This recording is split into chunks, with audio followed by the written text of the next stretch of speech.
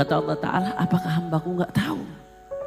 Dia punya Tuhan yang akan mengampuni dosa hambanya.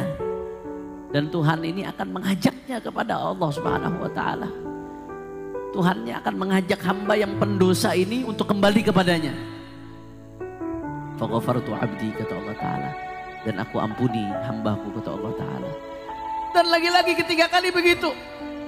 Begitu pulang ke rumah, kumpul lagi sama teman, sendiri lagi di rumah, datang lagi setan, datang lagi itu hawa nafsu, berbuat dosa lagi, jatuh lagi. Dia ngomong lagi, ya Allah ya Rabb, aznabtu akhar, aku lagi-lagi jatuh dalam dosa, ya Allah. Ampuni aku ya Allah. Jawaban Allah sama, saudara, kata Nabi. Ahalima abdi anna lahu rabban yaghfiru dzamba wa ya'khudh bihi. Tidaklah hambaku tahu dia punya Tuhan yang mengampuni dosanya dan yang akan mengajaknya kepadanya. Terus seperti itu. Kata Imam Nawawi, "Lau takarrara dzanab mi'ata marrah aw alaf marrah aw akthar wa taba fi kulli marrah qubilat taubatuhu wa saqatat dzunubuh."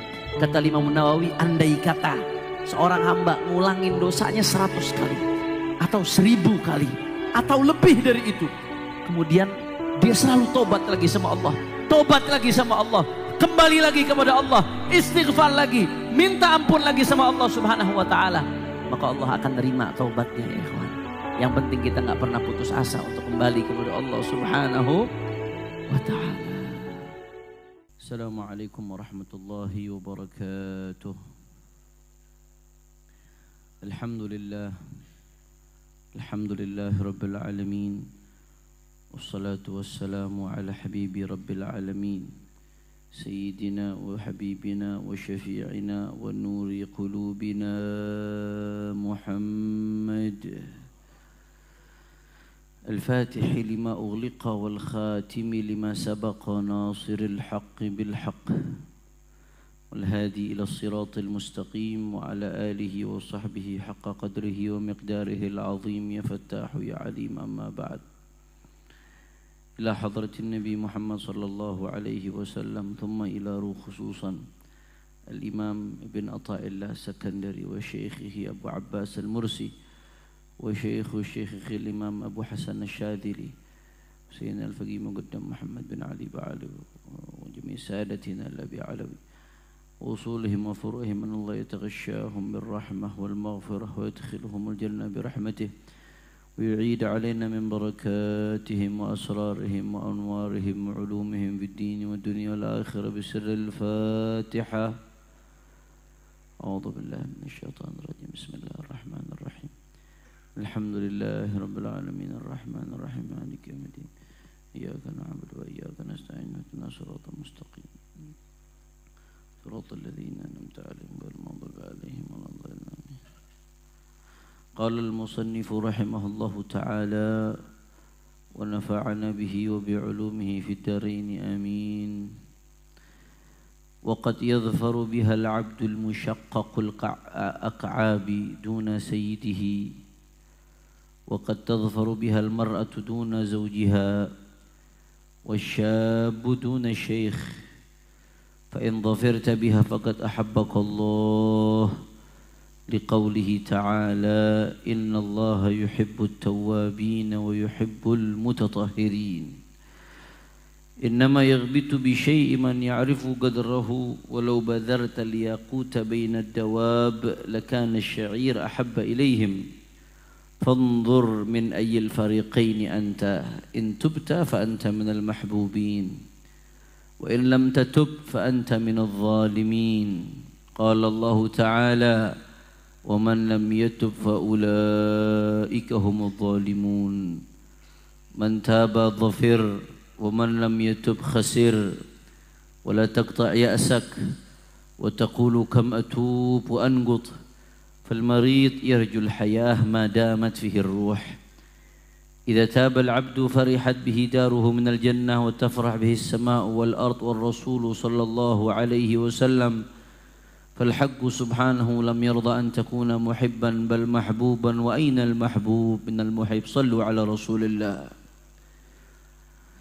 Yang sama-sama kita hormati dan kita muliakan guru kita bersama, Syekhuna Al-Mahbub Al-Makhtub Al-Habib Quraish Ibn Qasim bin Ahmad bin Hussein bin Tahir Baharun beserta segenap keluarga besar beliau.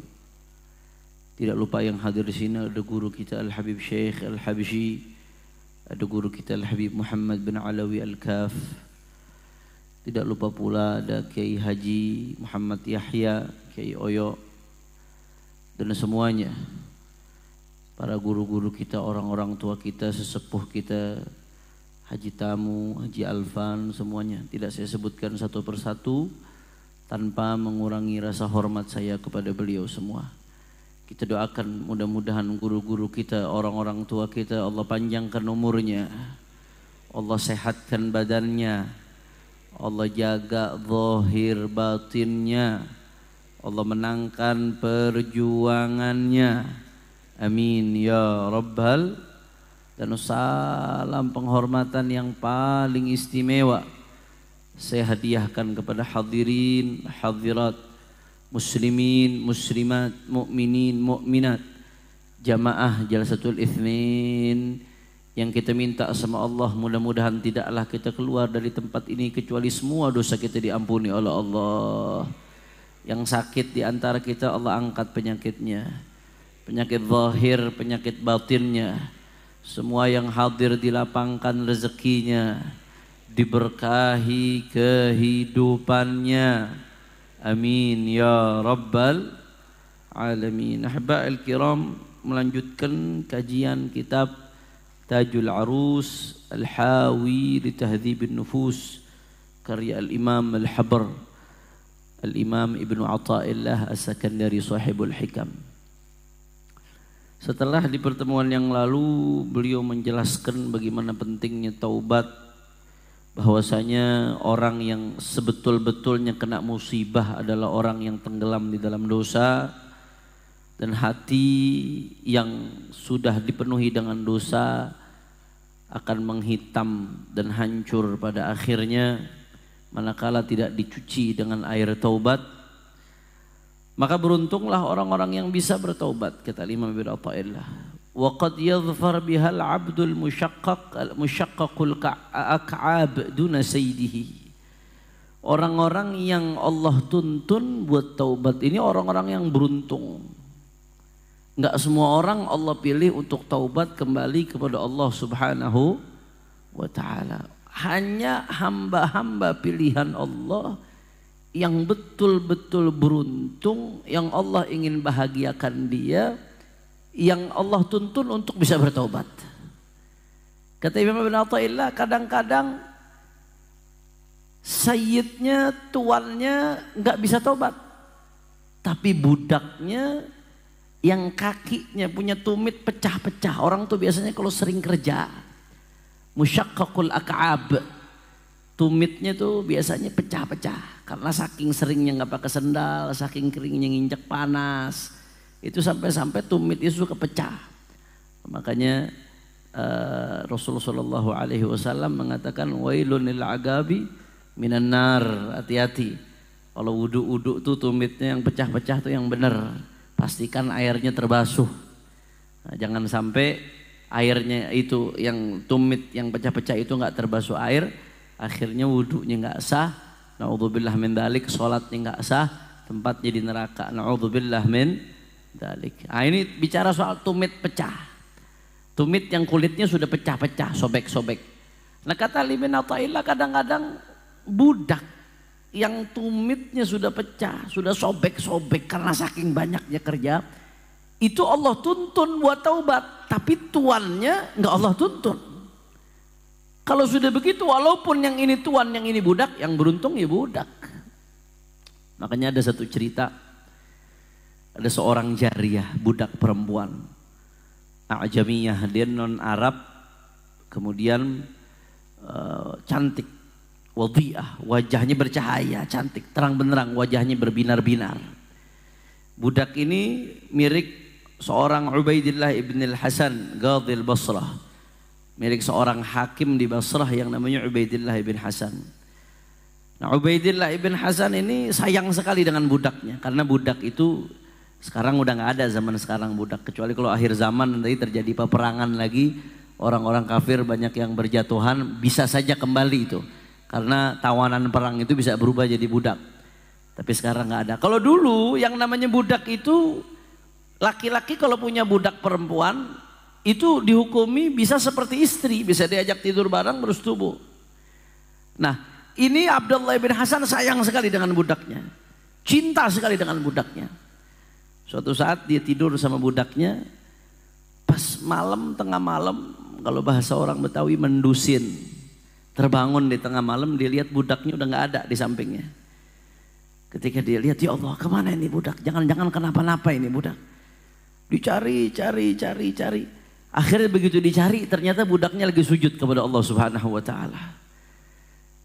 Tuannya tidur, budaknya lagi sujud sama Allah Subhanahu wa Ta'ala. Menariknya ketika budak ini sujud, terdengar oleh si tuan apa yang dibaca oleh budak di dalam sujudnya. Budaknya ngomong apa? Bihubbika li ighfir li ya Rabb. Bihubbika li ighfir li ya Rabb. Ya Allah, ini doanya si budak nih.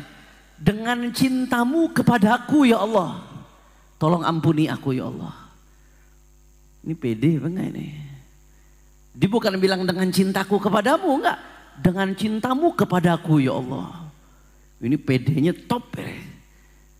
Ampuni aku ya Rabb dengan cintamu kepadaku ya Allah. Si tuan begitu dengar budaknya baca seperti itu dalam sujudnya, apa kata tuannya? La taquli hakadha wa quli bihubbi lak. Kata tuannya, kamu jangan ngomong begitu, pede banget kamu. Dengan kecintaanmu kepadaku ya Allah ya Rabb. Katakan dengan kecintaanku kepadamu ya Allah. Ampuni ya Allah. Budak dengar tuannya ngomong seperti itu. Ini tuannya kan baru bangun tidur. Sedangkan dia sholat. Kata nih budak, faqalat ya battal. Hubbuhu li akhrajani minasyirik ilal Islam.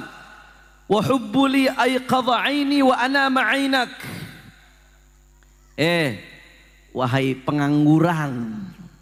Karena tuannya baru bangun tidur dipanggil battal, pengangguran. Pengangguran. Bagaimana aku nggak yakin Allah cinta kepada aku? Aku dulunya musyrik. Tapi karena cinta Allah kepadaku, aku dituntun untuk masuk Islam. Bagaimana aku nggak yakin dengan cinta Allah kepadaku? Allah yang membangunkan aku dari tidur yang begitu nikmat untuk bersujud kepadanya, sedangkan kau masih tidur. Kalau bukan Allah cinta kepadaku, Allah nggak akan bangunkan aku untuk bersujud kepadanya di tengah malam seperti ini. Sallu ala Rasulillah. Allahu Akbar. Itu tuannya begitu dengar jawaban si budak, apa kata tuannya? Khalas, fadhhabi anta hurrah liwajhillah. Udah, ente pergi. Ente sekarang merdeka. Omongan ente benar. Ente memang dicintai oleh Allah Subhanahu wa Ta'ala. Karena kalau nggak dicintai Allah nggak bisa bangun tengah malam sujud. Nggak dicintai Allah nggak bisa bangun tengah malam memohon ampunan, maghfirah kepada Allah Subhanahu wa Ta'ala. Orang-orang yang bisa melafatkan seperti itu, Anda kalau sekarang bisa melafatkan seperti itu di tengah malam, di tengah sujud, berarti Anda sedang dipilih oleh Allah. Jangan anggap enteng. Syukuri itu nikmat, jaga itu nikmat. Nggak semua orang diberikan nikmat itu oleh Allah Subhanahu wa Ta'ala. Ya Rabb, mudah-mudahan kita termasuk yang diberikan nikmat itu oleh Allah Subhanahu wa Ta'ala. Tapi jangan sampai juga itu membuat kita sombong, kibir. Jangan sampai membuat kita merasa ujub, merasa lebih baik dari orang lain. Kamu nggak siapa-siapa kok, kamu cuma digerakin sama Allah. Kalau Allah cabut selesai, apa yang membuat kamu sombong? Sebagian ulama mengatakan andai kata kamu malam tidur, kemudian kamu bangun subuh dalam keadaan nyesel, kamu nggak bangun tahajud, itu lebih baik daripada kamu bangun dalam keadaan kamu bangga, ngeremehkan orang lain akhirnya. Nggak bagus juga. Jadi tetap kita berharap digerakkan oleh Allah untuk ibadah, digerakkan oleh Allah untuk taubat, digerakkan oleh Allah untuk minta ampun tanpa merasa ana. Tanpa merasa inilah saya. Bukan dia, bukan. Arba'atun muhlikatun li abdi ana wa nahnu wa indi. ana wa nahnu indi. Ada 4 hal yang bisa merusak seorang hambanya Allah Subhanahu wa taala. Apa? Ana. Yang pertama saya. Dikit-dikit ngomong ini lo saya, ini lo saya. Nahnu kami, ini lo kami. Yang satu lagi indi, yang ketiga. Indi ini menurutku. Udah merasa hebat akalnya, menurutku. Satu lagi lupa, ada 4. Ada 4 kata-kata yang bisa merusak hati seorang hamba. Saya, kami, menurutku. Nah, itu dikit-dikit saya. Ada ngerusak seorang hamba. Kita berharap minta sama Allah supaya digerakin lisan kita agar beristighfar, bertaubat kepada Allah Subhanahu wa taala, tapi tanpa merasa kita hebat, tanpa merasa kita istimewa, tanpa merasa kita hamba yang betul-betul diistimewakan oleh Allah Subhanahu. Cukup bersyukur sama Allah, cukup bersyukur. Waqad yadhfar biha al-'abdul musyaqqaq al-ka'ab duna sayyidihi. Kata Imam bin Athaillah, orang yang bertobat ini berarti hamba pilihan Allah. Kadang-kadang budaknya dapat, tuannya belum tentu dapat. Wa qad tadhfar bihal mar'atu duna zawjiha. Terkadang perempuan bisa dapetin makom taubat, suaminya belum tentu bisa dapat. Karena hanya pilihan Allah yang bisa dapatkan makom tersebut. Wasyab duna syekh. Kadang-kadang anak muda yang dapat makom taubat, justru yang kakek-kakek nggak mau tobat-tobat. Ada nggak yang model begitu? Ada. Berapa banyak anak-anak muda yang bersyukur kalau ada yang seperti ini. Syabun nasya'a fi ibadatillah. Anak muda yang tumbuh dalam ibadah kepada Allah Subhanahu wa taala. Yang dikatakan oleh Nabi SAW dalam hadisnya, minas sab'atil ladzina yudhilluhumullahu fi dhilli 'arsyihi yauma la dhilla illa dhilluh. Termasuk 7 golongan yang nanti di padang mahsyar mendapatkan naungan Allah. Ketika enggak ada naungan kecuali naungan Allah. Di antara 7 golongannya itu siapa? Syabun nasya'a fi ibadatillah. Anak muda yang tumbuh dalam keadaan ibadah. Kalau anak muda mabok-mabokan banyak. Anak muda sibuk dengan hura-hura banyak. Anak muda sibuk dengan foya-foya banyak. Tapi ada anak muda hidupnya di majelis. Anak muda hidupnya di masjid. Anak muda hidupnya di pesantren. Di saat teman-temannya dengan asyiknya main handphone. Teman-temannya dengan asyiknya, dengan bebasnya pacaran. Teman-temannya dengan asyiknya bermaksiat. Tapi dia di pesantren, dia kekang hawa nafsunya. Dia sholat berjamaah, dia tahajud, dia zikir, dia tuntut ilmu warisannya Rasulullah SAW. Pemuda seperti ini, walaupun mungkin dia nggak merasakan kenikmatan yang dirasakan umumnya anak muda, tapi nanti di akhirat, syabun nasya'a fi ibadatillah. Dia termasuk anak muda yang tumbuh dalam keadaan ibadah kepada Allah. Di akhirat nanti termasuk 7 golongan yang mendapatkan naungannya Allah Subhanahu wa ta'ala. Sampai-sampai dalam hadis disebutkan ajiba rabbuk min syabin la sabwatalah. Kata Rasulullah SAW, ya, Tuhan kalian cinta kepada anak muda yang enggak kayak anak muda lainnya. Dalam hadis qudsi disebutkan ayyuhasyab at-tarik syahwatahu min ajli. Ini pemuda-pemuda dengarkan nih. Beruntung pemuda-pemuda yang hadir majelis, pemuda-pemuda yang di pesantren, pemuda-pemuda yang habisnya masa mudanya dihabiskan untuk taat kepada Allah. Dalam hadis qudsi Allah mengatakan ayyuhasyab at-tarik syahwatahu min ajli anta indi ka ba'dhi malaikati. Hei anak muda, kata Allah Ta'ala, yang meninggalkan syahwatnya karena aku. Syahwatnya pengennya jam segini nongkrong, bukan ke majelis. Syahwatnya pengennya duduk di pinggir jalan sambil nyanyi-nyanyi. Syahwatnya pengennya maksiat, narkoba, judi online dan lain sebagainya. Tapi ditinggalkan itu semua, diduduk di majelis. Dia baca sholawat dengan penuh kerinduan. Dia berusaha belajar taubat dan perbaiki dirinya.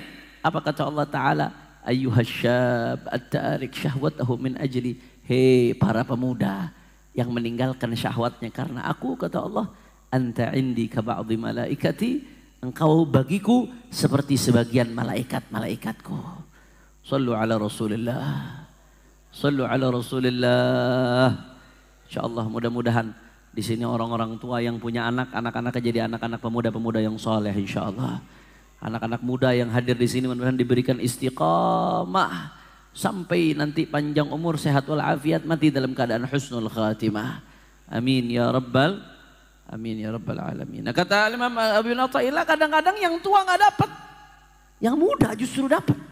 Berarti yang muda itu yang dipilih oleh Allah Subhanahu wa ta'ala. Maka Imam Athaillah sekarang mau bicara sama kita. Fa in dhafirta biha, kalau kamu semua di antara kita yang mendengar omongan Ibn Athaillah, kalau kamu, kata beliau, dhafirta biha, kamu beruntung.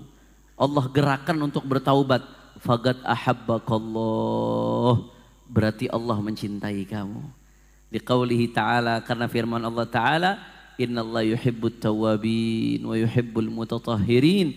Sesungguhnya Allah Subhanahu wa ta'ala cinta kepada hambanya yang bertaubat dan cinta kepada hambanya yang selalu bersuci untuk Allah Subhanahu. Oh, cinta, magom cinta nih nggak main-main ya ikhwan. Mahbub. Orang yang taubat itu mahbub, dicintai oleh Allah. Beda orang yang mencintai dan dicintai. Kalau orang mencintai, makomnya mendatangi. Tapi kalau dicintai, dia akan didatangi. Orang yang mencintai, dia akan memberikan. Tapi kalau dicintai, diberikan. Resapi baik-baik omongan saya. Beda antara mencintai dengan dicintai. Kita ini pendosa-pendosa yang udah sering nantang aturannya Allah. Yang udah sering nerobos larangannya Allah. Begitu kita tobat, engkau berpindah. Engkau sedang menjadi mahbub. Hamba yang dicintai oleh Allah Subhanahu wa ta'ala. Yang penting taubatnya tulus, taubatnya serius, betul-betul kembali kepada Allah Subhanahu. Beda, kalau sudah mencintai sama dicintai beda. Taib mahbub. Orang yang taubat mahbub, dicintai oleh Allah. Ente dicintai sama manusia aja kadang-kadang girang, padahal manusia la yadurrak wa la yanfa'ak. Manusia nggak bisa memberikan ente madarat wala manfaat. Gembira dicintai sama manusia. Ini dicintai oleh Allah. Para pendosa-pendosa yang kembali kepada Allah dengan segala dosa yang dia bawa, kemudian dia sesal dosanya, dia minta ampun sama Allah, dia janji nggak ngulangin lagi dosanya. Mahbub, dicintai oleh Allah Subhanahu wa ta'ala. Seorang hamba kalau sudah dicintai oleh Allah Subhanahu wa ta'ala, Imam Al-Bukhari dan Imam Muslim meriwayatkan, itu kalau Allah udah cinta sama hambanya, innallaha idza habba 'abdan da'a Jibril. Kalau Allah udah cinta seorang hamba, Allah akan panggil malaikat Jibril, ya Jibril, inni uhibbu fulanan fa ahibbah. Hei Jibril, kata Allah Ta'ala, kalau Allah cinta sama hambanya, aku cinta sama hambaku fulan fa ahibbah, maka cintailah dia, kata Allah Ta'ala. Qala fa yuhibbuhu Jibril, kata Nabi Muhammad, begitu Allah bilang seperti itu, Jibril langsung cinta kepadanya. Enggak sampai di situ. Bukan hanya Jibril yang mencintai, fayunadi fis sama, malaikat Jibril manggil di langit, ya ahlas sama, innallaha yuhibbu fulanan fa ahibbuh, fa yuhibbuhu ahlus sama. Wahai penduduk langit, Allah cinta nih sama hambanya fulan, maka kalian semua cintailah dia. Dicintai sama penduduk langit. Enggak hanya penduduk langit, Jibril manggil penduduk ard, ya ahlal ard, innallaha yuhibbu fulan fa ahibbuh. Allah cinta sama hambanya fulan, cintailah dia. Penduduk bumi pun mencintai dia. Allahu Akbar. Allahu Akbar. Man wajadallah wajad kulla syai' wa man faqadallah faqad kulla syai'. Orang kalau udah mendapatkan Allah, mendapatkan cintanya Allah, dia udah mendapatkan segala sesuatu. Dunia seisinya lagi benci dia, nggak ada urusan. Yang penting dapat cintanya Allah. Tapi sebaliknya, man faqadallah faqada kulla syai'. Orang yang kehilangan Allah Subhanahu wa ta'ala, maka dia kehilangan segala sesuatu. Walaupun dunia seisinya bersama dia. Dia punya dunia seisinya, tapi kehilangan Allah. Apa artinya dunia seisinya kalau dapat murkanya Allah Subhanahu wa ta'ala? Maka mikir-mikir. Kalau kita mau melakukan perbuatan yang bikin Allah murka, 1000 kali lagi mikir. Udah siap kehilangan Allah. Kalau masih berat buat taubat, mikir-mikir, nggak pengen dapat cintanya Allah. Kalau masih berat ninggalin maksiat yang kita lakukan nih, ada yang masih berat ninggalin judi online-nya, ada yang masih berat ninggalin pacarannya, Ada yang masih berat ninggalin makan ribanya, makan bunga bank. Ada yang masih berat ninggalin obat-obatan terlarangnya. Pikirkan baik-baik. Udah siap kehilangan Allah. Gara-gara itu tuh yang kamu dahulukan. Nggak pengen dapat cintanya Allah subhanahu wa ta'ala. Ya Rabb, ya Rabb. Mudah-mudahan kita semua jadi hamba yang dicintai oleh Allah. Amin ya Rabbal. Innama yaghtabitu bi syai' man ya'rif qadrah. Orang yang ghibtah. Ghibtah ini iri dalam konteks yang positif. Itu ghibtah. Jadi ada hasad, ada ghibtah. Kalau hasad itu iri konteksnya negatif. Konotasinya negatif. Itu hasad disebutnya. Ada orang dapat kenikmatan, hasud. Pengen kenikmatan yang orang dapat itu hilang. Itu namanya hasud. Konteksnya negatif. Ada ghibtah, ngiri tapi konteksnya positif. Ya Allah, sahabat saya kok bisa khusyuk ya sholatnya. Saya ghibtah, saya ngiri nih. Itu ngiri yang bagus, ghibtah namanya. Ya Allah, sahabat saya kok Allah kasih harta, dia bisa sedekah terus ya. Ya Allah ya Rabb, kapan saya bisa seperti dia biar bisa sedekah juga. Itu ngiri juga tuh. Tapi ngiri yang positif. Nah kata Imam Ibn Athaillah, ketika kita ngelihat orang taubat, kita akan ngiri kalau kita tahu kadarnya. Betapa beruntungnya orang yang kembali kepada Allah subhanahu wa ta'ala. Karena kita akan ngiri dengan sesuatu kalau kita tahu kadarnya. Kita akan pengen dapetin sesuatu tersebut kalau kita tahu kadarnya. Anda di sini akan tahu betapa berharganya taubat. Kalau Anda tahu betapa dicintai hamba yang kembali kepada Allah subhanahu wa ta'ala. La ilaha illallah. Maka beruntung orang-orang yang mau kembali kepada Allah subhanahu wa ta'ala. Tapi orang yang gak tahu betapa berharganya taubat, betapa berharganya dicintai oleh Allah, dia nganggep enteng, seolah-olah gak ada apa-apa. Yang di otak dia itu yang besar cuma dunia, yang besar cuma duit, yang besar itu cuma jabatan, yang besar itu cuma popularitas. Taubat dianggap biasa. Rahmat Allah dianggap biasa. Kata-kata dicintai oleh Allah dianggap biasa. Yang akan semangat dengar kata-kata dicintai oleh Allah untuk mengejar itu, orang yang tahu kadarnya betapa dahsyatnya dicintai oleh Allah subhanahu wa ta'ala. Maka kata Ibn Athaillah, "Lau badharta liyaqut bainad dawab lakana asy-sya'ir ahabba ilaihim." Orang yang gak tahu kadar betapa dahsyatnya taubat sehingga dia nganggap enteng biasa, itu ibarat kata kita ngajak bicara dia nih, ibarat ada dawab binatang, sapi, kambing, onta. Kemudian kita punya yakut ini permata. Anda mau nanya, permata mahal apa kagak? Hah? Jangankan permata, ente dilemparin permata, berebut gak kira-kira? Kenapa berebut? Karena tahu kadar betapa berharganya permata. Jangankan dilemparin permata, Anda lihat di video ada di sini dilemparin 50 ribuan aja berebut, viral lagi videonya. Kenapa berebut ente ada permata disebar? Karena tahu kadar betapa berharganya permata. Berebut begitu permata disebarkan. Coba ente tebar permata di kandang kambing. Kira-kira peduli nggak tuh kambing? Nggak bakal peduli.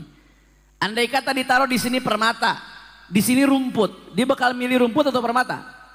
Rumput. Kenapa? Karena kambing nggak sadar betapa dahsyatnya permata. Maka orang-orang yang ketika diajak taubat nganggep enteng, biasa aja seolah-olah nggak ada apa-apa. Diibaratin ini. Di mata dia maksiat lebih indah, padahal itu penyakit. Ketika ditawarkan permata taubat yang menjadikan kau mahbub indallah, kau anggap biasa, bosen. Habib Hanif ngomongnya taubat lagi. Kamu jangan jadi seperti binatang yang nggak tahu betapa kadar berharganya permata ya ikhwan. Sehingga kita sia-siakan permata. Maka kalau orang udah diajak tobat nggak mau, nggak usah diambil pusing. Kalau kata Habib Ahmad bin Al-Habib Ali bin Ahmad Al-Habib Ali, Habib Ahmad bin Ali bin Ahmad bin Abdullah bin Talib Al-Attas, Pekalongan, cucunya Sahibul Maqam. Waktu itu Habib Tahir Al-Kaf, Allah yarhamuh, beliau lagi sibuk dengan semangatnya dakwah, ngajak umat supaya mewaspadai satu aliran yang berbahaya di mana-mana. Karena cintanya ini almarhum Habib Tahir Al-Kaf, umat di mana-mana diajak untuk mewaspadai ada satu aliran yang berbahaya yang menyimpang dari Ahlus Sunnah wal Jamaah. Tapi Habib Tahir makin semangat dakwah itu, makin banyak yang mencibir, makin banyak yang menjelekkan. Sampai beliau capek akhirnya. Kata Habib Ahmad bin Ali bin Ahmad bin Abdullah bin Tahir Al-Attas, ya Tahir, man baga ila jahannam khalli ila jahannam. Nggak usah diambil pusing Tahir, yang pengen ke neraka biarin ke neraka. Dikasih enak kok, dikasih mau jalan yang bagus kok nggak mau. Man baga ila jahannam khalli ila jahannam. Yang pengen ke neraka, biarin deh ke neraka, nggak usah diambil pusing. Diajak tobat, dikasih permata nih. Bosen lah, nggak peduli lah, biasa aja lah seolah-olah. Hati-hati, jangan sampai kita jadi orang yang sudah buta hakikat dan tertipu dengan tipu daya dunia. Na'udzubillah min, na'udzubillah. Fanzur min ayyil fariqaini anta. Ini kita sekarang masing-masing tanya kepada diri kita masing-masing. Kata Ibn Athaillah, lihatlah kamu termasuk kelompok yang mana?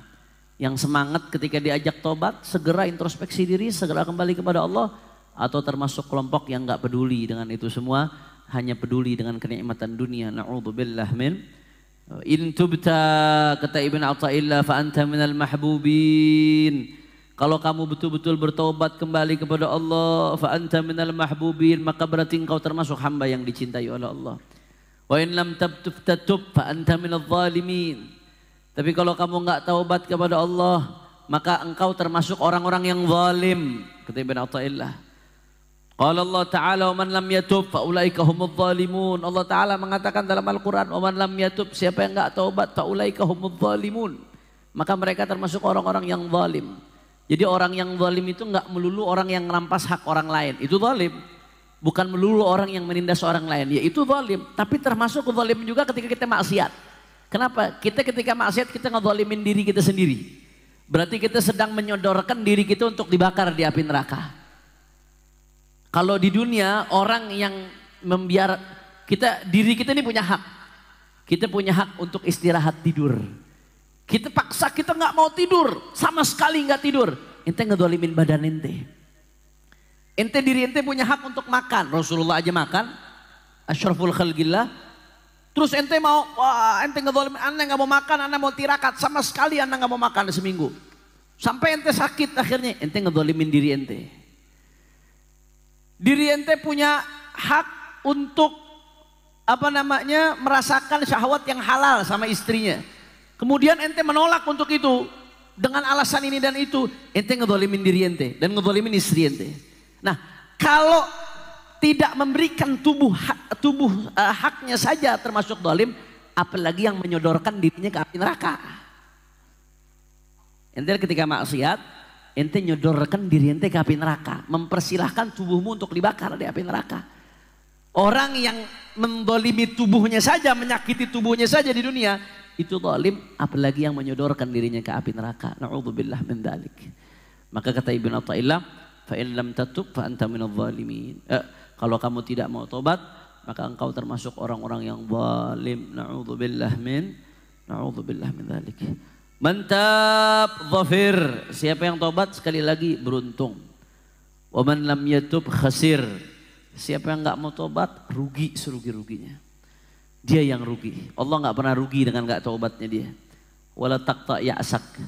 Habib, bagaimana kalau saya udah tobat jatuh lagi dalam dosa, Habib? Ini kalau lagi pulang dari MR, Habib, bahas taubat langsung rasanya nggak pengen dosa, Habib. Tapi begitu sendirian di kamar ngelakuin dosa lagi. Begitu ketemu sama temen yang ngajak tergoda lagi, Habib. Saya malu, Habib. Saya tobat jatuh lagi. Saya tobat jatuh lagi, malu, Habib. Apakah orang-orang seperti saya ini masih bisa taubat, Habib? Kata Ibn Athaillah, wala taqta yaqsa. Jangan kau putuskan harapanmu. Wa taqul kam atub an kemudian kau mengatakan berapa kali aku tobat, aku langgar lagi, aku tobat, aku langgar lagi. Syuf, perhatikan baik-baik. Ini contoh luar biasa dari Ibn Athaillah. Fal marid yarjul hayah madamat fihi ruh. Allah, sallu ala Rasulillah. Ini omongan Ibn Athaillah nih kabar gembira buat kita. Kata Ibn Athaillah, orang yang sakit masih ada harapan hidup selama masih ada ruhnya. Separah apapun sakitnya, selama ruh belum keluar dari jasadnya masih ada harapan hidup. Begitu pula kamu, selama ruh belum keluar dari jasadmu, masih ada harapan kamu untuk taubat kepada Allah Subhanahu wa taala. Jangan putus asa. Kita berdosa ini berarti kita sedang sakit, nyakitin diri kita. Tapi obatnya apa dawanya? Ya taubat. Kembali kepada Allah. Minta ampun dari Allah Subhanahu wa taala. Istighfar, sesali dosa-dosa yang kita lakukan. Maka jangan pernah putus asa. Jangan pernah berhenti dari taubat. Di dalam Sahihul Bukhari diriwayatkan bahwasanya Rasulullah sallallahu alaihi wasallam bersabda, "Inna 'abdan asaba dzamban faqala rabbi adznabtu faghfir li." Dalam Sahihul Bukhari Rasulullah mengatakan, sesungguhnya ada seorang hamba yang berbuat dosa. Kemudian hamba ini mengatakan kepada Allah, "Ya Allah, ya Rabb, adznabtu." Aku berdosa ya Rabb. Aku jatuh dalam kubangan dosa. Faghfir li, ampuni aku ya Allah. Apa jawaban Allah Subhanahu wa taala? A'alima 'abdi anna lahu rabban yaghfiru dzamba wa ya'khudh bihi. Tidaklah tahu hambaku bahwasanya dia punya Tuhan yang akan mengampuni dosanya dan akan mengajak dia kepada Allah Subhanahu wa taala. Hambaku tidaklah tahu dia punya Tuhan yang seperti itu. Ghafartu lahu, kata Allah, ghafartu 'abdi, aku ampuni hambaku itu, kata Allah Subhanahu wa taala. Kemudian apa yang terjadi? Kemudian berapa saat kemudian hamba ini, kata Nabi SAW, "Tsumma asaba dzamban. Faqala rabbi adznabtu akhar faghfirhu li." Enggak lama kemudian jatuh lagi dalam dosa. Karena memang setan enggak berhenti ngegoda hambanya. Allah. Hawa nafsu enggak berhenti ngegoda dia supaya berdosa. Setelah enggak itu enggak lama kemudian ini kejadian kasus ini kita semua yang ngalamin. Ini yang Nabi ceritakan ini kita ya ikhwan. Enggak lama dia jatuh lagi dalam dosa. Kemudian dia mengatakan, "Ya Allah, ya Rabbi faghfirli, ampuni dosaku ya Allah." Apa kata Allah lagi-lagi? "A'alima 'abdi anna lahu rabban yaghfiru dzamba wa ya'khudh bihi." Kata Allah Ta'ala, apakah hambaku enggak tahu? Dia punya Tuhan yang akan mengampuni dosa hambanya. Dan Tuhan ini akan mengajaknya kepada Allah Subhanahu wa taala. Tuhannya akan mengajak hamba yang pendosa ini untuk kembali kepadanya. Faghafartu 'abdi, kata Allah Ta'ala.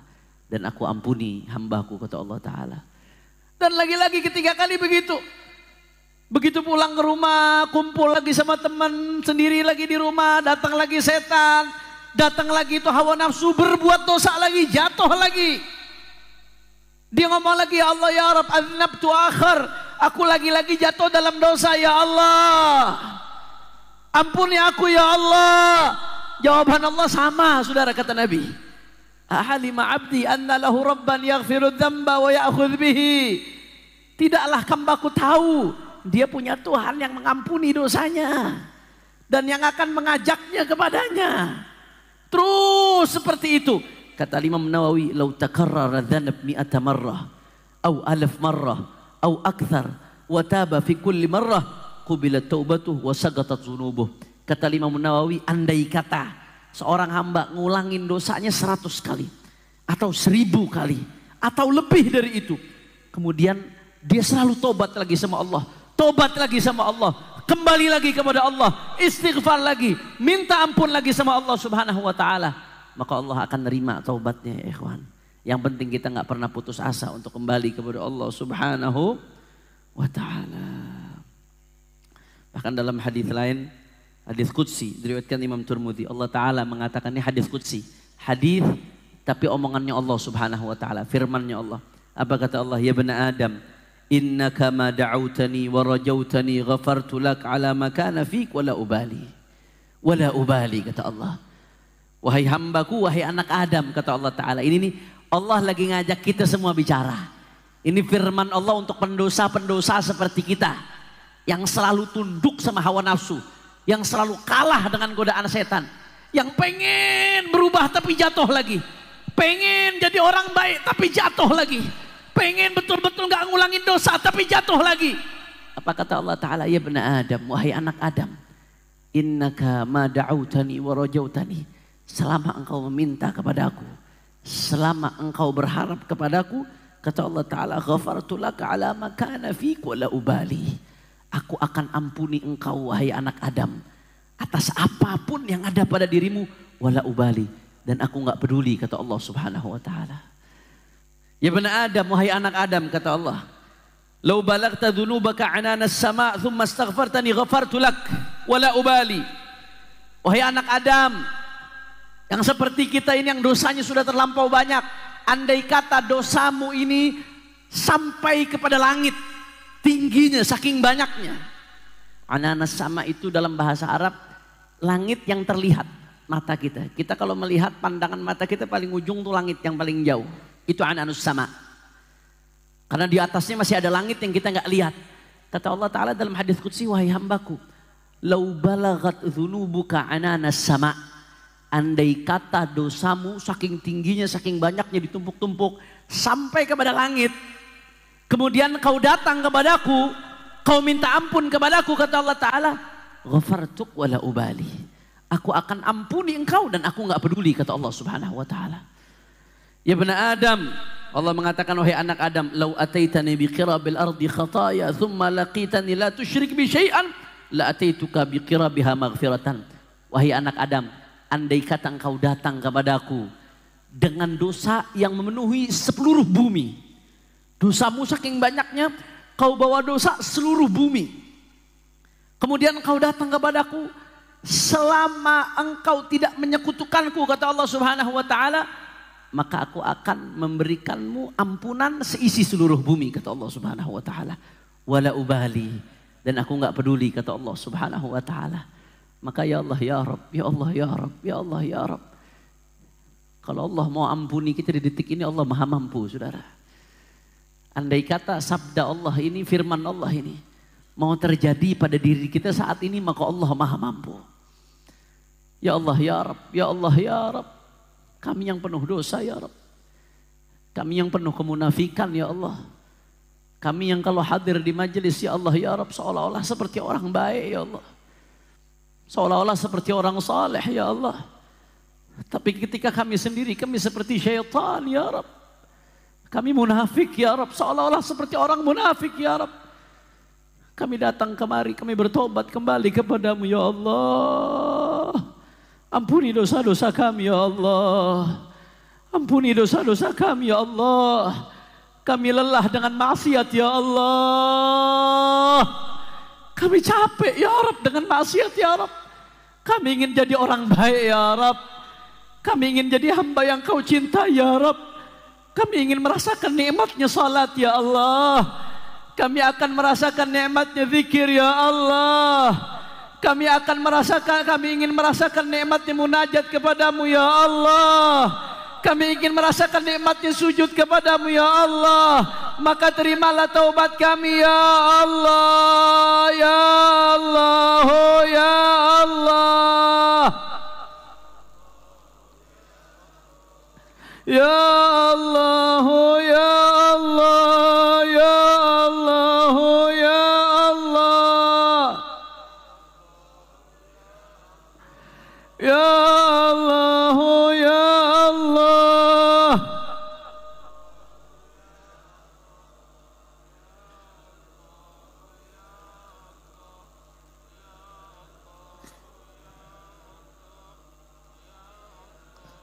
Kami tidak keluar dari tempat ini kecuali telah Engkau ampuni ya Allah. Kami berharap tidak keluar dari tempat ini kecuali Kau catat termasuk yang bahagia ya Allah, oh ya Allah.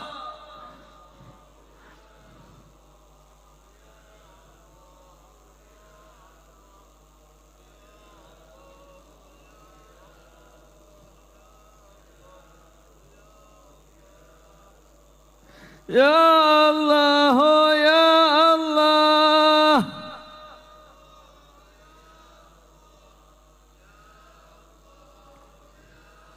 Ampuni dosa mata-mata kami ya Allah. agar bisa memandang wajah Nabi Muhammad.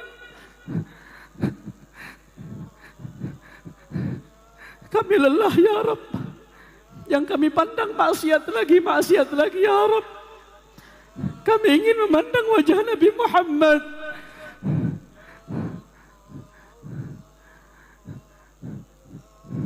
Ampuni lisan kami ya Allah, agar bisa merasakan nikmatnya zikir kepadamu ya Allah,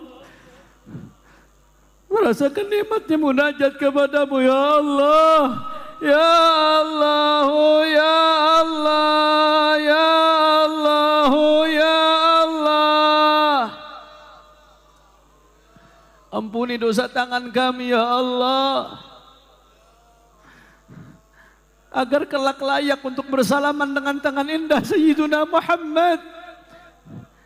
Tangan yang penuh dosa ini sedang memohon kepadamu ya Allah, Anta taghfir wa la tubali. Kau yang mengampuni dosa dan tahu tak peduli sebanyak apapun dosa kami ya Rabb. Ampuni ya Rabb. Ya Allah, ya Allah.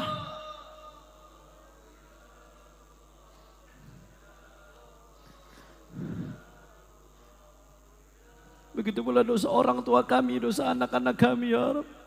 Kumpulkan kami semua di surgamu ya Allah, bersama Habibana Muhammad ya Rabbal Alamin wa ya Akramal Akramin.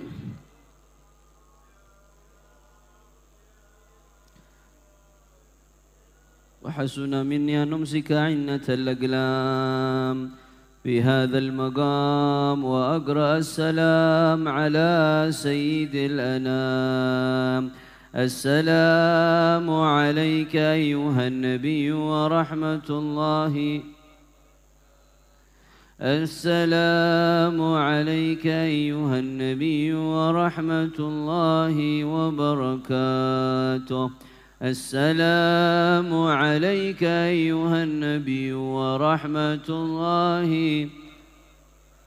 بذلك يحسن الختم كما يحسن التقديم، وعليه أفضل الصلاة والتسليم. اللهم صل وسلم وبارك عليه وعلى آله. Ini saja yang kami sampaikan. Mudah-mudahan yang sedikit ini bisa bermanfaat, dan mudah-mudahan keluar dari tempat ini betul-betul semua dosa kita diampuni oleh Allah Subhanahu wa taala. Kita tidak lagi kembali bermaksiat, mudah-mudahan sampai husnul khatimah.